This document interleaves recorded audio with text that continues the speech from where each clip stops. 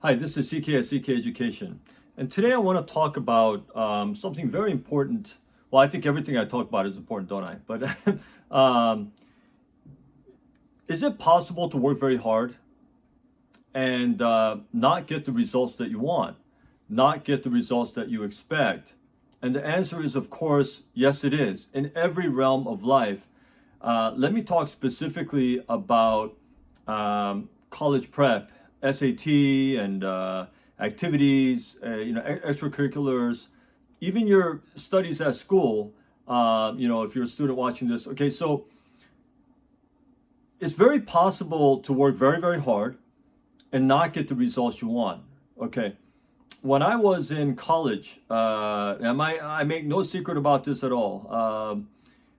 Hundreds and hundreds of students have heard me say this over the years, but I really struggled, man. The first 2 years or so, 1.5 years, it was really hard. I didn't have the best study habits in high school, so when I went to college, I took my same sort of mediocre study habits to college, and I thought I could just get by. I thought I could just sort of wing it and just, man, that was not true at all. College kicked my butt, especially the first year and a half. Just it was just killing me, and I just couldn't get my bearings. I mean, I didn't know which way was up. I was just getting killed in every class, and so I decided after about a semester or so, man, I need to do something different. So I decided I'm just going to study a lot harder.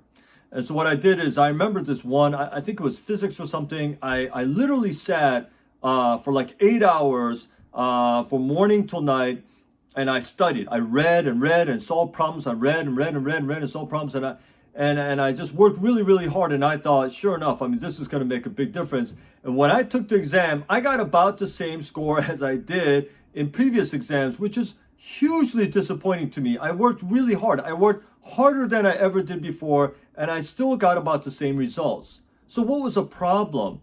And what I finally learned was the problem was that I didn't know how to study correctly.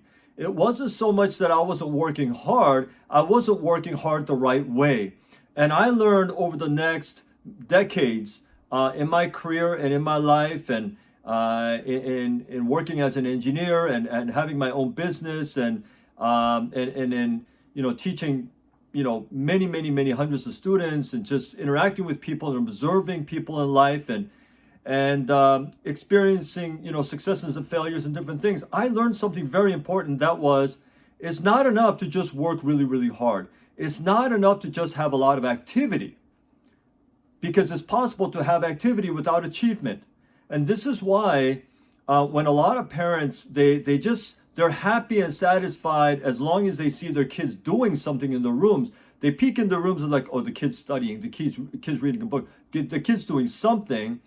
And a lot of parents are just satisfied that the kid is doing something, that you're doing something if you're a student watching this, rather than seeing if the kid is doing the right thing.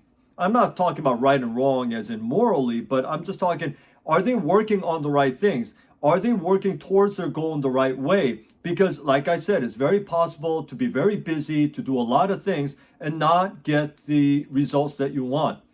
One of the things that I tell students, when I'm teaching SAT, is that you're going to be surprised at the amount of homework that you do not get from me. You're going to be surprised at the amount of packets that you do not get from me. One of the things that, and over the many years now, I think parents have heard about me and they're used to this now, I think for the most part, but still there are a few here and there who haven't heard, who ask me that, aren't there like more packets you can give? Aren't there more practice problems you can give? And I always say the same thing. It's not the number of packets. It's not the number of problems that you solve. It's not how many practice problems we go over that improves a kid's SAT score. It is not that. It is mastering the right things that I am teaching them. So if I teach you 5 things, if you haven't mastered those 5 things, but you go do 50 problems, it's not going to help you raise your score at all.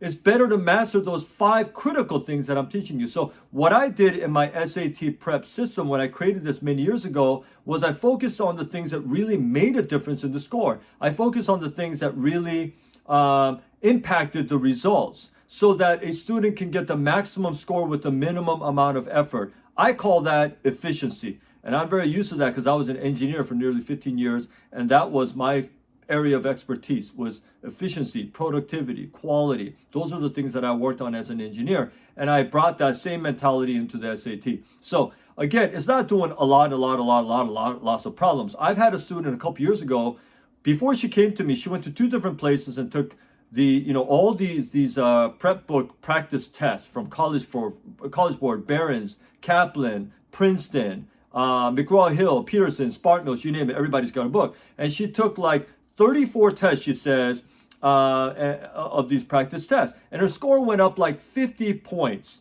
after like a year and a half. This is absolutely ridiculous. And it's not like she was a slacker. She worked very hard. She did all the things that the teachers told her to do, and yet she got no results, okay? Because she was working on the wrong things. So I was and every year I get cases like this, and kids, getting very disappointed. They ask around, they come to me, and then I have very little time, usually too little time to help them. But fortunately, we had a little bit of time. I worked with her, and her score went up in a short period of time, about 130 points. And the reason that is that my system is very, very, very different. All right. And that is to say, it's not because we're doing more problems. It's that we're working on the right things that actually impact the score, not working on busy work that has nothing to do with your score. Now, this is the same thing with everything else. In school, it's very possible you're spending a lot of time reading books and taking notes, and you're studying really hard. You're not a slacker. You're not lazy. You're studying very hard. You're like, man, I can't get above a C. And I've seen college kids do this as well. They study hard, they read the books, they write the papers. They can't get above a C in that class. It's because you are going about it the wrong way. You're working hard, but you're going about it the wrong way. So be careful of this. Don't be satisfied with merely working hard. Well, I worked so hard, I did my best, and so I guess this is the best I could do. Sometimes you got to step back and say, I am doing my best. I'm putting in a good amount of effort. I'm doing the best that I can effort-wise. But am I doing the right things? Am I working on the right things? And many times, if you're working very, very hard, but you're not getting the results, it's probably because you're not doing the right things. You're not working hard on the right things. It's very possible that you're working hard on the wrong things. Okay, so you got to be careful of that. This is why, and I see this in outside academics as well. I see people who work very, very hard. They work as hard as anybody else. They're working 40 hours a week. They're working overtime. They're working 50 hours a week, sometimes 60 hours a week in their jobs, and they're still not making a lot of money. I see business people, they wake up at 5 o'clock in the morning, they go to their businesses and they work until 10 o'clock at night. They're just burying themselves in their work, and yet somehow the business just doesn't succeed. They're not making the money that they hope or expect to make. And many times, many times, it's because they're doing it the wrong way. They're approaching it the wrong way. Yes, they're working hard. There's no doubt about that, but you're working hard on the wrong things. Are you working very, very hard in something and not getting the results? You got to take a look back. You got to step back and say, maybe I'm not working on the right things. Maybe I'm not going about it the right way. You got to have both of those things to get results in anything. Yes, you got to work hard, but you got to work hard on the right things. You got to master things to succeed, but what are you mastering is the question. So make sure that in anything you do, you don't just follow the crowd. You're not just doing what everybody else is doing. You're doing the things that really make an impact, has a direct causation to the results that you want. And this is sometimes more difficult to find than people think. Otherwise, everybody would just find it. Usually, I tell people that if everybody else is doing it, it's probably not the best way to do it. It's probably not the right way. Within the everybody pool, you always have these exceptions who succeed in that thing, but the vast majority do not. And this is true in every realm of life, whether it's academics, whether it's business, whether it's investing, whether it's mindset, whether it's raising kids, whether it's your health, whether it's your fitness, whatever the thing is, whether it's your faith. When you're following the crowd, if you're just blindly doing what everybody else is doing, but you think, I'm just going to work harder than everybody else, that is usually not the key, I'm sorry to say. So make sure you're working on the right things. This is such an important point that I thought I needed to make this today. So as you're going on, preparing for college, and even in your extracurriculars, don't just be satisfied with, well, I have this, I have 10 different things that I did. it's actually better to work on one thing very deeply that you have a passion in over a long period of time than just dabbling in 10 different things. It's not the number of different activities that you do, it's what activity or activities, maybe a couple that you're really passionate about, that you're really good at, that you spent really a lot of time and effort in. And it is very different a lot of times than what people think. So, don't focus on quantity all the time necessarily. You got to have quality as well. And sometimes quality itself is much better than quantity. Okay, sometimes you don't even need the quantity, you just need the quality.